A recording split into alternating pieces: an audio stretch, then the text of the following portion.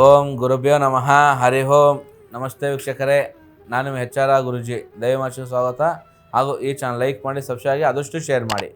ವೀಕ್ಷಕರೇ, 2025 ಆಗಸ್ಟ್ ತಿಂಗಳ ರಾಶಿ ಫಲವೇ ತಿಳಿಸೋಕೆ ಬಂದಿದ್ದೇನೆ. ಅದರಲ್ಲಿ ಕನ್ಯಾ ರಾಶಿ. ಈ ಕನ್ಯಾ ರಾಶಿ ಒಳ್ಳೆಯ ಯೋಗಗಳು ಅಂತ ಹೇಳ್ಬೋದು. ಅಂದರೆ ಉದ್ಯೋಗದಲ್ಲಿ ಸಕಲ ಕಾರ್ಯ ಸಿದ್ಧಿ ಪ್ರಾಪ್ತಿ ಆಗುವಂಥ ಯೋಗ.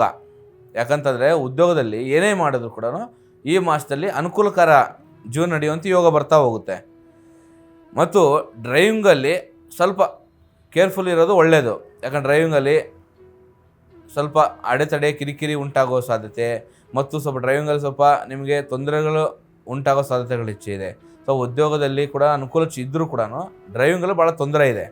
ಸೊ ಸಮಸ್ಯೆ ಎದುರಿಸೋಂಥ ಯೋಗ ಬರ್ತಾ ಹೋದ್ರೆ ಸ್ವಲ್ಪ ದೂರ ಪ್ರಯಾಣ ಸ್ವಲ್ಪ ಕಮ್ಮಿ ಮಾಡಿ, ಆದಷ್ಟು ಮಟ್ಟಿಗೆ ಸ್ಪೀಡ್ ತನಕ ಕಮ್ಮಿ ಮಾಡಿ ಭಾಳ ಅನುಕೂಲಕರ ಆಗ್ತಾ ಹೋಗುತ್ತೆ. ಇಲ್ಲ ಅಂತಂದರೆ ಭಾಳ ತೊಂದರೆ ಅನುಭವಿಸೋಂಥ ಯೋಗ ಬರ್ತಾ ಹೋಗುತ್ತೆ. ಮತ್ತು ಸಂಸಾರದಲ್ಲಿ ಸಮರಸ್ಯದಿಂದ ಇರೋದು ಒಳ್ಳೆಯದು.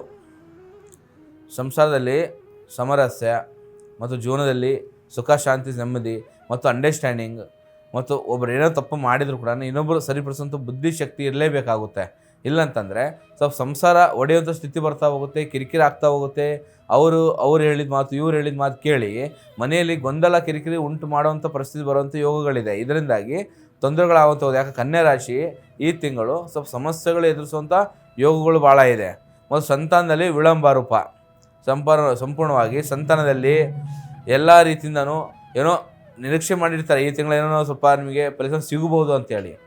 ಸಂತಾನದಲ್ಲೂ ಕೂಡ ತೊಂದರೆ ಆಗ್ತಾ ಹೋಗುತ್ತೆ, ಕಿರಿಕಿರಿ ಆಗ್ತಾ ಹೋಗುತ್ತೆ, ಮನಸ್ಸು ಅಶಾಂತಿ ಆಗ್ತಾ ಹೋಗುತ್ತೆ. ಏನೇ ಮಾಡಿದ್ರು ಕೂಡ ಇಂಪ್ರೂವ್ಮೆಂಟ್ ಇರೋದಿಲ್ಲ. ಮತ್ತು ಮದುವೆ ಕಾರ್ಯದಲ್ಲೂ ಕೂಡ ವಿಳಂಬ ಆಗ್ತಾ ಇರುತ್ತೆ.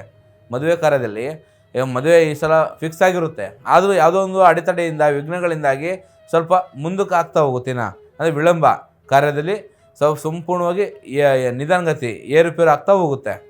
ಇದರಿಂದ ಸ್ವಲ್ಪ ಹುಷಾರಿರಬೇಕಾಗುತ್ತೆ. ಯಾಕಂತ ಇಲ್ಲಾಂದರೆ ಇದು ಮಾನಸಿಕ ತೊಂದರೆಗಳು ಉತ್ಪತ್ತಿ ಆಗುವಂಥ ಸ್ಥಿತಿ ಬರ್ತಾ ಹೋಗುತ್ತೆ. ಮತ್ತು ವ್ಯಾಪಾರ ವ್ಯವಹಾರದಲ್ಲಿ ನಿಮಗೆ 50% ನಿಮ್ಗೆ ಲಾಭ ನಷ್ಟ. ಯಾಕಂದರೆ ಈಗ 1% ಸಂಪೂರ್ಣವಾಗಿ ಅರ್ಧ ಭಾಗದಷ್ಟು ಒಳ್ಳೇದಾಗ್ತಾ ಹೋಗುತ್ತೆ, ಅರ್ಧ ಭಾಗದಷ್ಟು ನಿಮಗೆ ನಷ್ಟಕರ ಆಗ್ತಾ ಹೋಗುತ್ತೆ. ಈ ನಷ್ಟ ನಿಮಗೆಲ್ಲ ರೀತಿಯಿಂದನೂ ಹಿನ್ನಡೆ ಆಗ್ತಾ ಹೋಗುತ್ತೆ. ಏನೇ ಮಾಡಿದ್ರೂ ಇಂಪ್ರೂವ್ಮೆಂಟ್ ಆಗೋದಿಲ್ಲ. ಲಾಭದಾಯಲ್ಲೂ ಕೂಡ ನಿಮಗೆ ಕಿರಿಕಿರಿ ಆಗ್ತಾ ಹೋಗುತ್ತೆ. ಸಾಲದ ಸಮಸ್ಯೆಗಳು ಕೂಡ ನಿಮಗೆ ನೆತ್ತಿ ಮೇಲೆ ಕೂರ್ತಾ ಹೋಗುತ್ತೆ.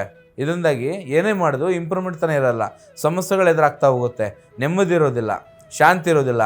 ಮತ್ತು ಬಿಸ್ನೆಸ್ ಮಾಡೋರಿಗೆ ಇದು ಒಳ್ಳೆಯ ಸಮಯ ಅಲ್ಲ. ಇದು ನೀವು ಎಷ್ಟೇ ಪ್ರಯತ್ನ ಮಾಡಿ ಬಿಸ್ನೆಸ್ ಮಾಡಬೇಕು, ಈ ತಿಂಗಳು ಶ್ರಾವಣ ಮಾಸದಲ್ಲಿ ಆಷಾಢ ಮಾಸದಲ್ಲಿ ನಾವು ಒಳ್ಳೆ ಮುಂದುವರಿಬೇಕು, ಏನೋ ಬಿಸ್ನೆಸ್ ಮಾಡಬೇಕಂತ ಏನೇ ಪ್ರಯತ್ನ ಮಾಡಿರ್ತೀರಿ, ಆ ಪ್ರಯತ್ನ ವಿಫಲ ಪ್ರಯತ್ನ ಆಗ್ತಾ ಹೋಗುತ್ತೆ. ಎಷ್ಟೇ ನೀವು ಇನ್ವೆಸ್ಟ್ ಮಾಡಿ ಬಿಸ್ನೆಸ್ ಮಾಡೋಕ್ಕೊಂದು ಪ್ರಯತ್ನ ಮಾಡಿದರೂ ನಿಮಗೆ ನಷ್ಟನೇ ಆಗಿರೋ ಹೊತ್ತಿಗೂ ಸಂಪೂರ್ಣವಾಗಿ ಲಾಭದಾಯಕ ಆಗೋದಿಲ್ಲ. ಯಾಕಂತಂದರೆ ಇದು ನಿಮಗೆ ಒಳ್ಳೆಯ ಸಮಯ ಆಗೋದಿಲ್ಲ. ಇದು ಈ ತಿಂಗಳು ಸಂಪೂರ್ಣ ವಿಘ್ನ ಆಗ್ತಾ ಹೋಗುತ್ತೆ, ಕಿರಿಕಿರಿ ಆಗ್ತಾ ಹೋಗುತ್ತೆ. ಆ ಕಾರಣಕ್ಕಾಗಿ ಏನೇ ಮಾಡೋಕ್ಕೋದು ಸ್ವಲ್ಪ ಮುಂದೂಡಿ, ಒಂದು ತಿಂಗಳು ಸ್ವಲ್ಪ ಮುಂದಕ್ಕೆ ದಬ್ಬಿ, ಆದಷ್ಟು ಮುಂದಕ್ಕೆ ಹಾಕೋದಷ್ಟು ನಿಮಗೆಲ್ಲ ಅನುಕೂಲ ಆಗ್ತಾ ಹೋಗುತ್ತೆ. ಮತ್ತು ವಿದ್ಯಾರ್ಥಿಗಳಿಗೆ ಸಂಪೂರ್ಣವಾಗಿ ಮಂದ ಜಾಸ್ತಿ ಆಗೋದು, ಕಿರಿಕಿರಿ ಆಗೋದು. ಎಷ್ಟೇ ಓದ್ತಾ ಇದ್ದರೂ ಆ ಮರುಶಕ್ತಿ ಮರುವು ಭಾಳ ಆಗ್ತಾ ಹೋಗುತ್ತೆ.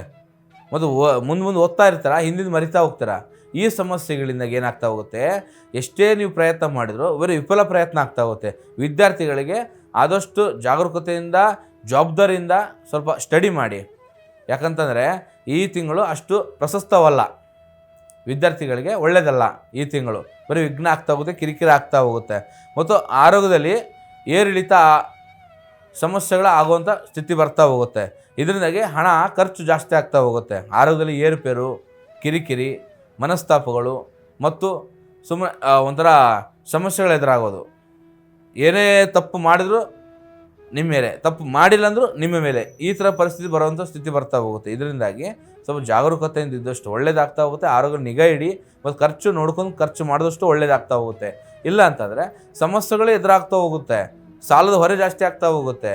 ನೀವು ಮಾಡೋದು ಒಂದಾದರೆ ಆಗೋದು ಇನ್ನೊಂದು ಆಗಿಬಿಡುತ್ತೆ. ಇದರಿಂದಾಗಿ ನೆಮ್ಮದಿ ಇರೋದಿಲ್ಲ, ಅಶಾಂತಿ ಇರುತ್ತಾ ಹೋಗುತ್ತೆ.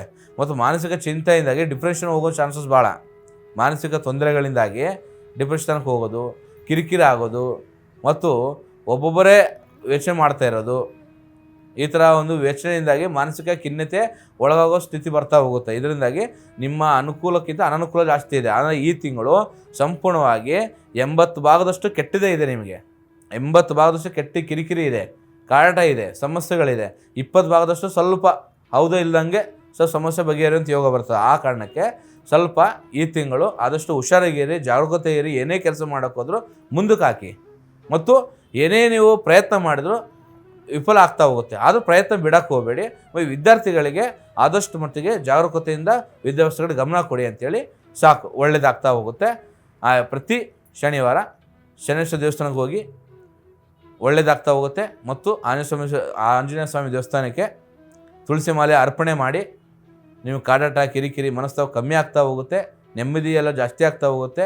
ಮತ್ತು ಇತರ ಏನೇ ಸಮಸ್ಯೆಗಳಿದ್ದರೂ ನಮ್ಮನ್ನು ಸಂಪರ್ಕಿಸಿ ನಿಮ್ಮ ಜಾತಕ ಪರಿಶೀಲನೆ ಮಾಡಿ ಆರೋಢ ಪ್ರಶ್ನೆ, ದೈವ ಪ್ರಶ್ನೆ, ಅಂಜನಶಾಸ್ತ್ರ, ಕವಡೆಶಾಸ್ತ್ರ ಮುಖಾಂತರ ನಿಮ್ಮ ಒಂದು ಜಾತಕ ಪರಿಶೀಲನೆ ಮಾಡಿ ಪರಿಹಾರ ತಿಳಿಸುತ್ತೇವೆ. ಒಮ್ಮೆ ಭೇಟಿ ಕೊಡಿ. ಸರ್ವಜೀವನ ಸುಖನ ಭವಂತು. ಒಳ್ಳೆಯದಾಗಲಿ ವೀಕ್ಷಕರೇ.